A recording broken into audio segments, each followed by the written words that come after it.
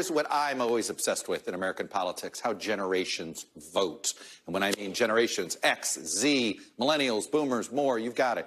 Here with a big board because we have some fascinating new data from our NBC pollsters. They dug into a decade's worth of results from our poll to examine the political evolution across generations over the last 10 years. So let me show you here. We got Gen X and millennials. Both were around to vote in 2012, and they're around today. And as you can see, in their 20s and 40s, this is the way Gen X was voting, D plus 7 in 2012, millennials, D plus 16. 10 years later, as they get into their 40s and 50s, late 30s and 50s, look at what you're seeing. Gen X becoming a Republican generation here, R plus 12. Millennials moving slightly to the right here, still a Democratic constituency, but just D plus 6. But right now, this is something that Republicans ought to be concerned about because look at this gap among Gen Z. Obviously, they've only been voting, some of them really 2020, 2022, but D plus 31 in here. Obviously, even over time, if you see that millennials started at a D plus 16, Gen Z starting at a D plus 31. That is something, if you're a Republican, this ought to scare you these days. Joining me now to... You know what, guys, man, we got to recognize what's happening. And again, man, if more and more young people tend to go to the left, we are going to lose this country. We truly are. And again, man, that truly is scary. That is. The thing is, man, we have to understand that pretty much all the darkness now in this country is coming from people on the left-hand side of the aisle. It truly is, man. We truly get to recognize that. You know, again, man, look at all these leftist cities, man. Chicago, D.C., New York, L.A., you know, San Francisco, same thing. You know, again, we are seeing, you know, like in D.C., man, they want the National Guard in there because crime has risen so much in D.C. You know, again, they can't control things. But I think carjacking is up 111%. So over last year. So again, we truly have got to understand what's happening. And again, it's coming from the left, not the right. You know, I mean, look at Chicago. Again, kids out there looting and rioting and jumping on cars and whatever, man. And you can't even criticize the kids. You aren't allowed to, man. Again, if you say something, they get all mad at you. Oh, we can't criticize the kids. Well, you better do something. You know, again, we have got to recognize that darkness coming from the left. You know, again, I can tell you with pretty much 100% certainty, if somebody comes to me and says, I'm transgendered, they're a leftist, man. They're liberal. They're Democrat. I can tell you that with pretty much 100% certainty. Because, again, we know they are. We know they are. So, again, people that want to enable kids to get body parts chopped off, to get put on hormone blockers and whatever. Again, we have to understand that comes from the left, not the right. You know, again, abortion. Again, same thing. You know, again, I think it's evil. You know, again, that comes from the left, not the right. We truly have to start looking at these things. And again, it's all under the guise of being nice. We have to be nice to people. We have to be nice to people that identify as, you know, as whatever, man. We have to use their pronouns. Those poor people, we have to affirm them. We have to affirm them because they might commit suicide. We have to do this. And it's like, do you not realize, man, under the guise of being nice, you're allowing in the damn devil. You're allowing in darkness. Again, you won't even speak the truth, which is good, which is of God. You won't even speak it. Because, again, it's not nice. It might hurt somebody's feelings. So the truth might hurt someone's feelings. So, yeah, I mean, again, think about that for a minute. Think about how dark things have become. And again, the more and more the younger generations move towards the left, the worse it's going to get. And again, we have truly got to understand. It's like, I know a bunch of like leftist liberal guys, man, again, from the Northeast, from California, that again, that are too afraid to discipline their kids. We need fathers in the homes, real fathers. We need men to be men. You're not being toxic or part of the patriarchy or whatever, man. If you go in there and you tell your 14-year-old at 2 a.m. to get their ass off the damn phone, and again, if you come there again, you're gonna bust their ass. Again, we don't need to have that. Again, we have got to understand fathers' roles, man, what fathers do. Again, they kind of lay down the law. And again, you're not being abusive by telling your kids not to do something they're not supposed to do. Knock it off. Knock it off. You do it again, I'm going to take it away. End of story. Again, that doesn't mean you're being mean. But again, I've been involved with groups of guys that there's a lot of left-leaning guys in there. They're like, oh, that's mean. You shouldn't do that. It's like, what the hell? Man, do you not understand that, again, parents, especially the fathers, have to put down boundaries. They have to. And again, we do understand that kids that don't grow up with fathers, they are much more likely to wind up on the wrong side of the law. We do have to understand that. So again, man, we got to look at what is really happening, what's really coming out left. Again, pure darkness.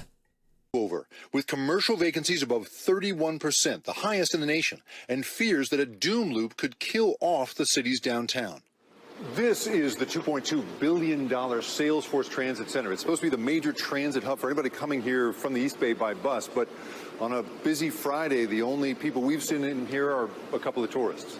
Wade Rose runs a group that represents some of the city's biggest tenants, companies like Google, Uber, and Gap, that paid sky-high rents during the boom. But then the pandemic arrived, and with it, working from home. 90% collapse in office utilization is just unprecedented in a major urban city in America. Wow. Crime, drugs, homelessness, all rampant in San Francisco. And now Nordstrom closing 2 of its stores in the city as a result of all that mess. Nordstrom's is the third business to announce plans to leave the Union Square area this week. This after Whole Foods notably closed its flagship location after having more than 500 911 calls. And a major drug being abused in the city, fentanyl. Laura Ingram spoke to an addict. As D.C. struggles with rising crime and a shrinking police force, as many departments around the country are, the News 4 I-team had some questions about where officers are deployed. Using the department's own numbers, the I-team and investigative reporter Ted Oberg found a shrinking number of police in D.C.'s most violent neighborhoods. Ted joins us now to explain what he found. Ted? Yeah, Erica and Leon, this is important. The new chief just said this week she wants to deploy more officers to places where there is more crime. So take a look at the situation today. More crime means more calls that officers need to respond to. But when we looked at D.C.'s own reporting, some parts of the city with the most violent gun crime have fewer officers than they did a year ago, while some with less gun violence got increased police presence. It's true in multiple neighborhoods. But we went to the spot with the most gun violence. But as D.C.'s leaders struggle to get the crisis under control, one Democratic councilman is now calling for military intervention. There's a spirit of anarchy and lawlessness rampant through our communities. I've never seen this onslaught of violence portrayed on our women and our kids. And enough is enough. Enough is enough. We are clearly in a war zone. So I have spoken with the D.C. National Guard. And while I have to have more conversations with the chief of police, which I have today, and the mayor and my colleagues, we have a long way to get there. We just know that police alone is not getting it done. We're simply asking our federal partners for help and presence in our community because we know that officers who have a handgun can't combat 3 people with AR-15s and AK-47s shooting down the street.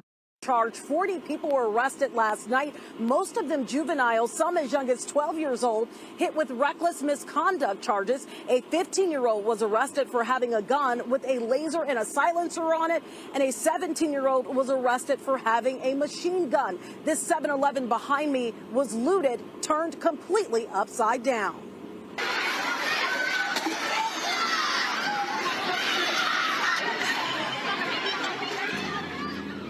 And you're looking at that video showing the teens taking items from inside the 7-Eleven and throwing it around the parking lot. An estimated 300 to 400 teens showed up for this teen trend in the South Loop. There were fights and then there was looting. This all started after 8 at Canal and Roosevelt, and then the teens started spreading out, traveling here just a few blocks to the 7-Eleven.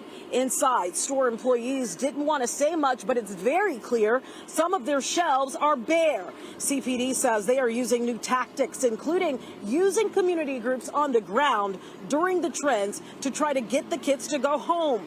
In store, more than 3 dozen teenagers were arrested, along with a 12-year-old and at least one 20-year-old. Store owners say it was the second such incident in that area in just the past few weeks. And today, Mayor Johnson commended Chicago police for the way they handled it. To the best of their ability, I believe that they attempted to engage with our young people, with community partners, giving as much warning as they possibly could. And, unfortunately, arrests, were made, and unfortunately, some damage was caused. And the level of sensitivity and patience that our officers expressed, I'm appreciative of that.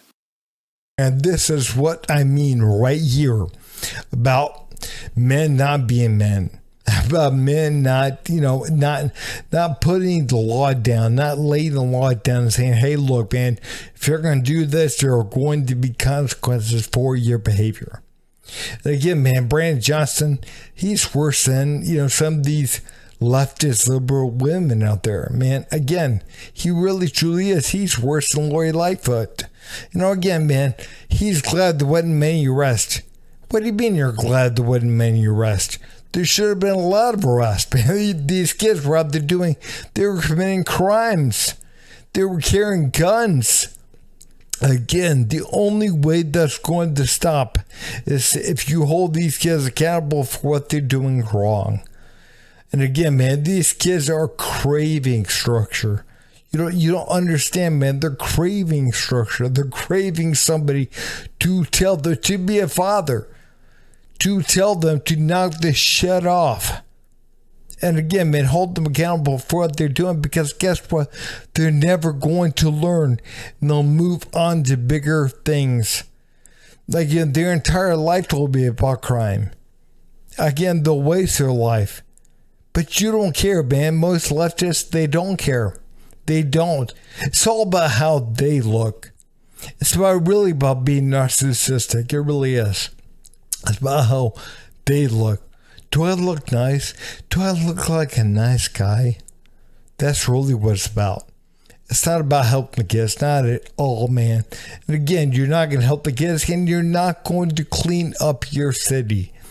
As a matter of fact, man, it's going to get worse.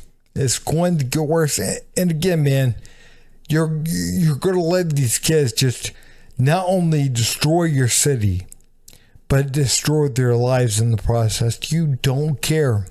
You truly don't care, because you bought hook, line, sinker into all this bullshit, all this feminized bullshit, all this leftist bullshit. It doesn't work. It's not going to work. It never has worked. Again, man, grow the hell up and do something. Do something. But guys, man, we have got to see this stuff doesn't work. And again, man, it's going to destroy this country. But hey, guys, if you would, please like, subscribe, and leave a comment down below. Thanks.